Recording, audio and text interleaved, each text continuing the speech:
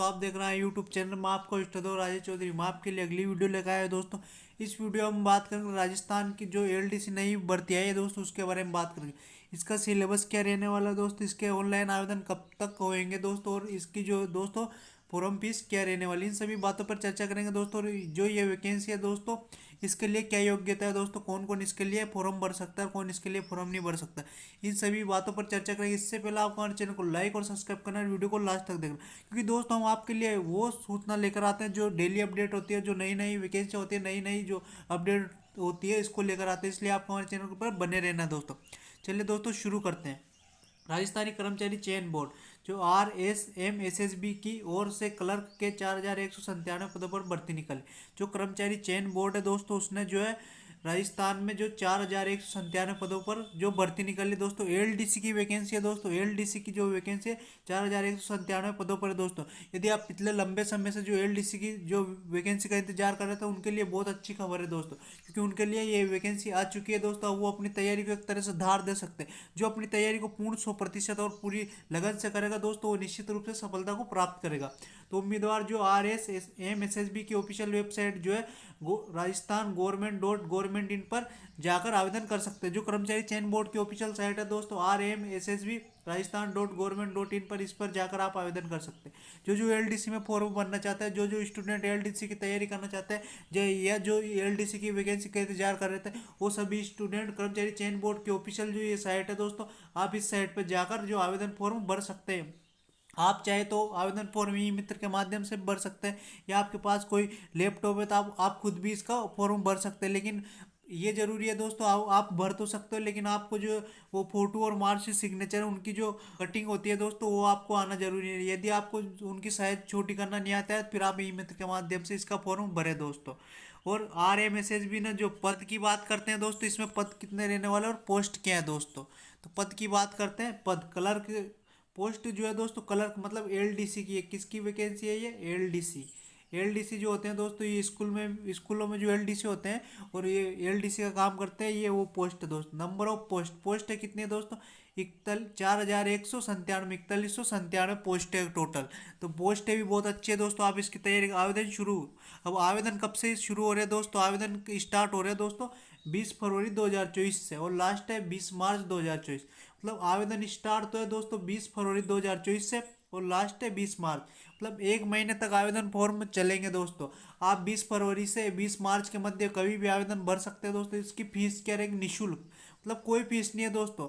जो जो स्टूडेंट आवेदन करना चाहते हैं वो सभी इसमें आवेदन कर सकते हैं। गवर्नमेंट ने इसको निःशुल्क कर रखा। कोई भी स्टूडेंट के लिए कोई भी फीस नहीं लगी, बिल्कुल निःशुल्क आवेदन होंगे दोस्तों।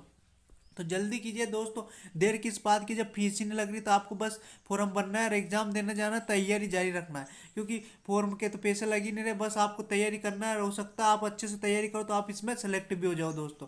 तो याद ध्यान रखना, आप इसका स्क्रीनशॉट भी ले सकते हो। फॉर्म कब से भरा है, लास्ट डेट कब है दोस्तों। तो फॉर्म 20 से फरवरी से 20 मार्च तक है, और फीस जो है निःशुल्क रहेगी, कोई फीस नहीं रहेगी दोस्तों।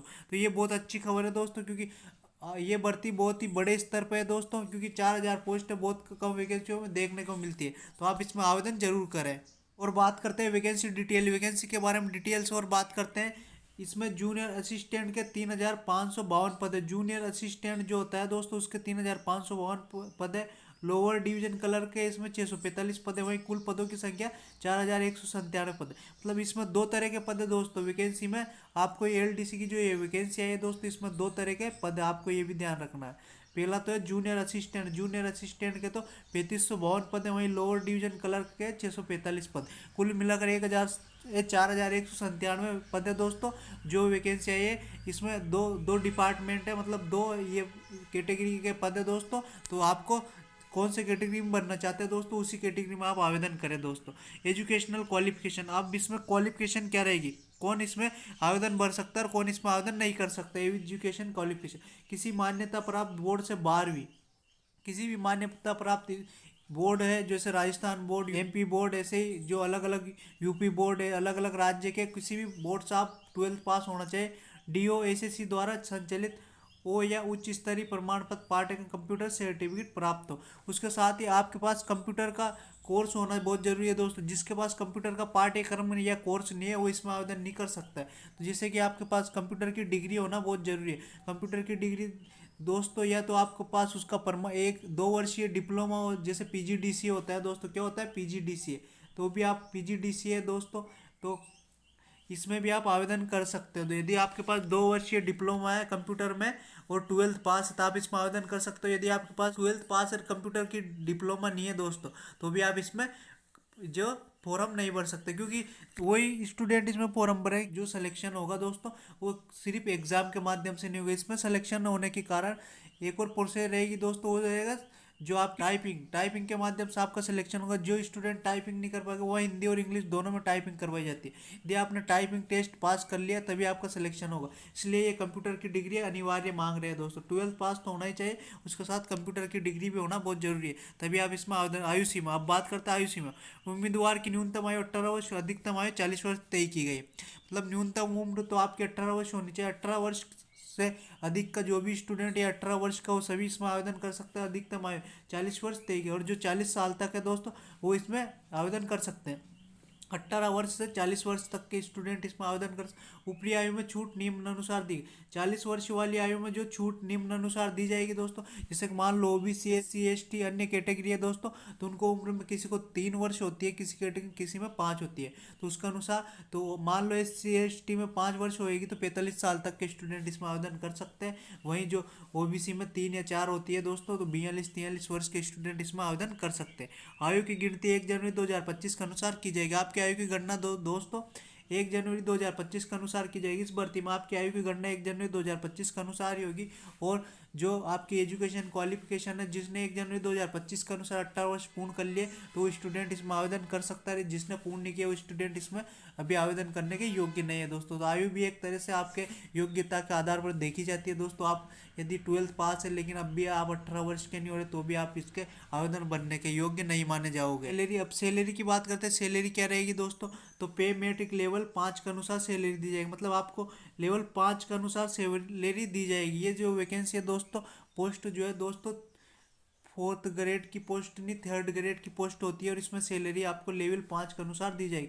और जैसे जैसे आपको 2 साल का प्रमोशन हो जाएगा फिर उसके बाद आपकी सैलरी में दोस्तों बढ़ोतरी हो जाती है। सिलेक्शन प्रोसेस, अब बात करते हैं दोस्तों किस प्रकार से आपका इसमें सिलेक्शन होगा दोस्तों। क्योंकि सिलेक्शन होने के लिए दोस्तों आपको क्या क्या करना पड़ता है तभी सिलेक्शन होता है दोस्तों। लिखित परीक्षा, पहले तो आपको रिटर्निंग एग्जाम देना होगा, फिर टाइपिंग टेस्ट। मैंने कहा ना कंप्यूटर की डिग्री होगी तभी आप टाइपिंग टेस्ट दे पाओगे। दूसरा डॉक्यूमेंट वेरिफिकेशन, लास्ट में होगा आपका डॉक्यूमेंट वेरिफिकेशन। पहला आपको ये भी पास करना है दोस्तों। पहले क्या करना है, लिखित परीक्षा पास होना चाहिए। उसके बाद दूसरा आपको टाइपिंग टेस्ट क्या पास होना चाहिए दोस्तों। दोनों में पास होगे दोस्तों। उसके बाद में लास्ट में होता है आपका डॉक्यूमेंट वेरिफिकेशन। डॉक्यूमेंट वेरिफिकेशन होने के बाद जैसे आपको यदि डॉक्यूमेंट में कोई कमी नहीं है तो उसके बाद होता है आपकी फाइनल मेरिट लिस्ट निकाली जाती है, और आपका जो कट ऑफ आती है उसके साथ ही आपकी नियुक्ति प्रक्रिया स्टार्ट हो जाती है। फिर उसके बाद मेडिकल एग्जाम।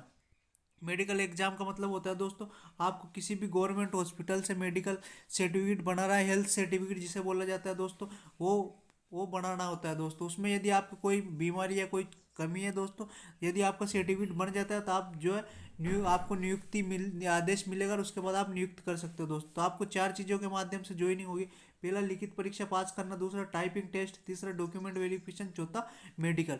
मेडिकल बनने के बाद आपको कोई प्रोसेस नहीं, उसके बाद डायरेक्ट आपको नियुक्ति लेटर मिलेगा। आप जो जिस भी डिपार्टमेंट में जिस भी जगह आपको स्कूल या कॉलेज जो भी अलॉट होगा दोस्तों तो वहाँ पर ज्वाइन कर सकते हो दोस्तों। ऐसे करें आवेदन। आवेदन कैसे करना है दोस्तों? ऑफिशियल वेबसाइट जो है कर्मचारी चयन बोर्ड की है, उसके माध्यम से आप आवेदन कर सकते हैं। भर्ती लिंक पर क्लिक करके पर्सनल डिटेल दर्ज करके सबमिट करें। तो ऑफिशियल वेबसाइट पर जाकर आप आवेदन कर सकते हैं, और भर्ती के लिंक पर क्लिक करके आप पर्सनल डिटेल डालकर अपनी जो भी मांग रहा हो और यूजर आईडी और पासवर्ड की मदद से लॉगिन कर फॉर्म और डॉक्यूमेंट अपलोड करें। फीस का भुगतान करो, सबमिट करें। फॉर्म की एक कॉपी डाउनलोड कर रखें।